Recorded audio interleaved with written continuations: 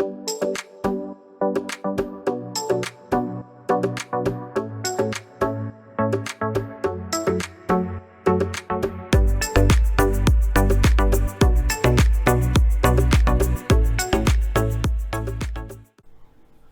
back to Financial Model Series 1.2, and today I have jumped from the second formula to the 10th formula because I'm just trying to build the data set one after the other one.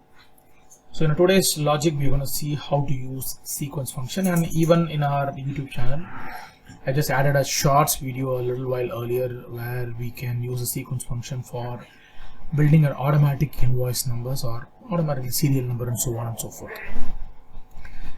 How do I use sequence? Normally sequence is a function which I try to build a data. In our earlier days when we work with auto numbering, we would have used autofills, and then that has been improved like fill series option and so on. But if you want to keep a data set in a dynamic manner, the sequence function allows you to do that with ease. So let's see how we're going to use it. So I'm going to just bring in a simple invoice number first. I would like to keep the invoice number or the number that I'm going to add as much as I can that I want. So I'm going to just keep the invoice number here. You can either directly fill the data set or you can refer a cell here. So I'm going to refer this cell. Then I want to see the invoice number as my referential data set here on above. Then I'm going to just convert this into a data set where I can convert this into a name manager. I'm going to give an OK. So now I got an invoice number list here. So when I go back to my equivalent sequence function,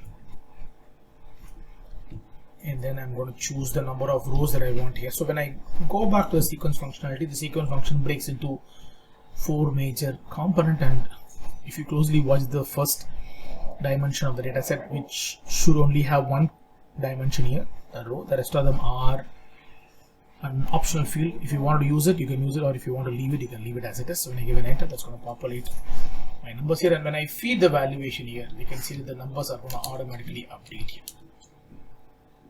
That is an advantage of having a sequence number here. Again, if I want to improvise the sequence formula a little bit better, then I'm going to give a comma and then add that to 5 different columns here.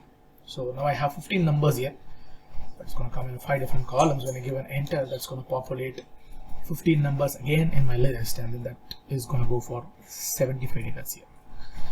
And I don't want the data to come or start with number 1. Then I can set the data set also if I want to. I'm going to give a comma and then I say the start number has to be 101. And give an enter, that's going to give you the list of the data set starting from 101. And if you want to create even steps here, you are allowed to do that. And then I can add, I want a number from 100 here, or maybe 100 here, and then I'm adding a step of 5 here. So I don't want any number between that. When I give an enter, now you can see the numbers are jumping in multiple list here. I will add an iCard on top of our list so you can see how I used an automatic numbering creation when it comes to my sequence formula here. And I'll show you how the sequence function I've used a little better in another point, and I'll improvise our sequence functionality even better by adding a PMT function. So that's my next video which I'm going to add for us, and then which allows us to show the difference between when I use a sequence function, what I can do with a PMT function a little better. Once I explain PMT function, you will get to know more about it. This is Vinod signing out from iSelf Academy YouTube channel, and your Financial Modeling Series 1.2 video number 4 is what I am adding right now here, and actually the formula number is 10 here. Thank you so much.